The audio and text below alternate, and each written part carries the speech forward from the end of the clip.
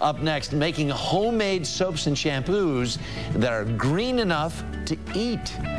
You're watching The Early Show on CBS.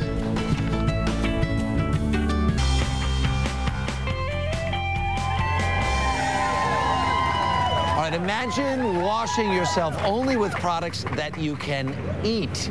That's part of author Michael DeJong's philosophy in his new book, Clean Body, The Humble Art of Zen Cleansing Yourself, which promises to save you money as you save the earth this morning. Good morning. Good to see you. Hi, good morning. How are you this morning? And in the interest of full disclosure, we grew up in the same hometown. We grew up in the same hometown, and your mom was my Sunday school teacher. So how about that? That's in and of itself.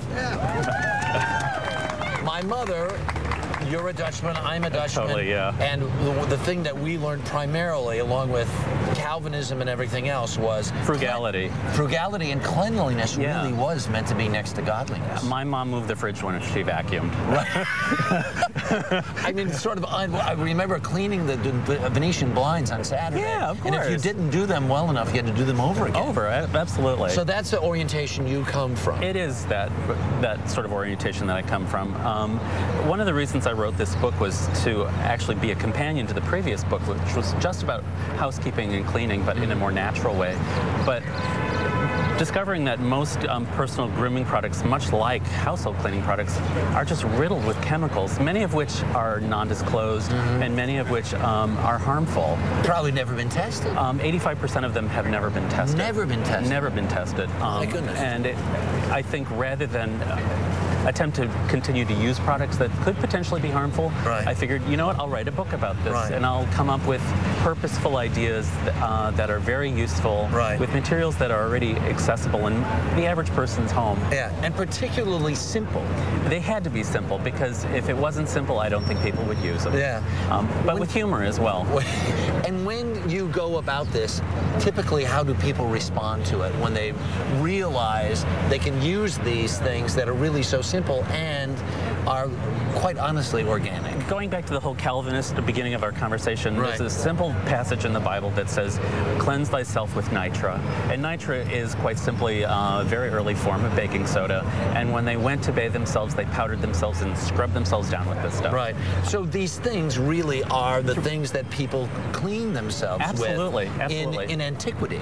In antiquity. But the only difference now is that most of these materials have been altered, synthetically sort of recreated, and to become something more exotic so that manufacturers can package them. Sure. And why do we need to use that when the real deal actually exists? I mean, that's a lemon. Right. That's a real lemon. And if you used it, you could probably lighten your skin and soften your elbows and soften the calluses on your feet. Right. It's the most strongest acid occurring in nature. Right here in this pretty little lemon.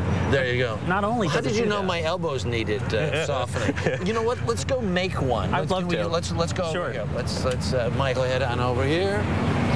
So we're going to make, this is, what are we making? You're going to be over here. All right.